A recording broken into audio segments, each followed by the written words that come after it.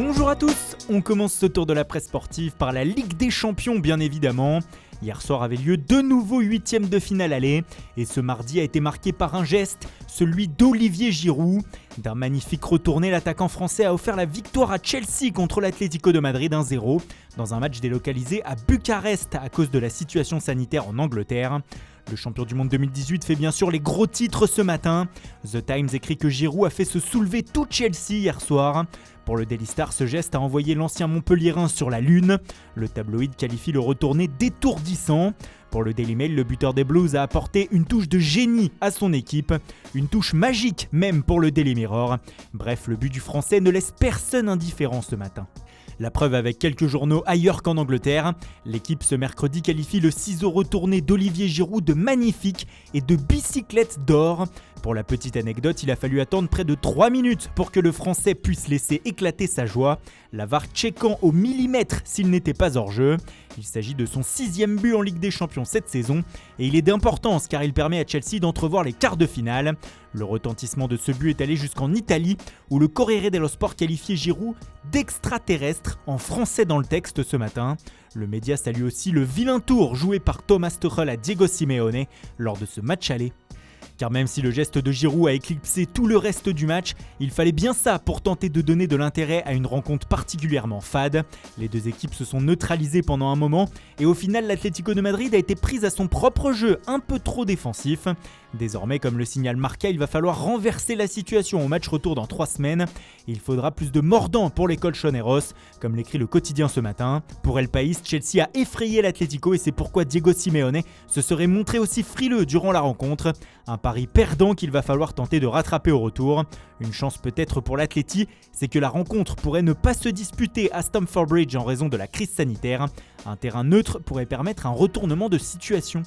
Dans l'autre huitième de finale aller de la soirée, il y a eu moins de suspense et le score n'a pas été aussi serré. Victoire 4-1 du champion d'Europe en titre, le Bayern Munich sur la pelouse de la Lazio. Des Romains en plein blackout hier soir pour le Corriere dello Sport, surtout durant la première période et le début de la seconde où au bout de 47 minutes il y avait déjà 4-0 avant que Correa ne sauve l'honneur. Quel coup reçu sur la tête de la Lazio, s'exclame aussi Tuttosport ce matin. Mais au-delà de la mauvaise performance des Italiens, ce sont surtout les Allemands qui ont impressionné encore une fois. Le cri du Bayern effraie toute l'Europe, écrit le Quotidiano Sportivo, qui n'est pas le seul ce matin à trembler devant l'ogre bavarois. Pour la Gazzetta dello Sport, c'était le Bayern Show, alors que pour Mundo Deportivo, des Munichois olympiques ont tabassé, oui c'est bien le mot, une pauvre Lazio. Hésitant ces dernières semaines, les hommes d'Hansi Flick sont en fait bien candidats à leur propre succession. On ferme notre page Ligue des Champions et on passe à la Serie A où ça ne va pas fort pour le Torino.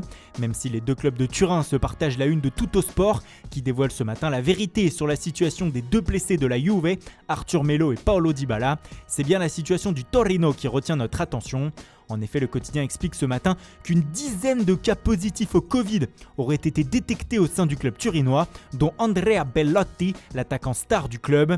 Les entraînements du club ont été arrêtés et les 2 prochains matchs du Torino contre Sassuolo vendredi et la Lazio mardi prochain vont être reportés. Un nouveau coup dur pour la Serie A qui va donc avoir de nouveau son calendrier bouleversé par le virus. Et on termine par un mot de mercato et pour cela direction l'Angleterre où ce matin le Daily Mail dévoile une information exclusive. Selon le tabloïd, Tottenham aurait déjà en tête le nom du prochain remplaçant d'Hugo Lloris dans la cage des Spurs. Il s'agirait du portier de Burnley et de l'équipe nationale, Nick Pope. Âgé de 28 ans, il évolue à Burnley depuis 2016 et est en progrès constant depuis plusieurs saisons. Si Tottenham veut vraiment en faire le successeur de Lloris, il faudra débourser pas moins de 35 millions d'euros pour se l'offrir selon le média. Affaire à suivre.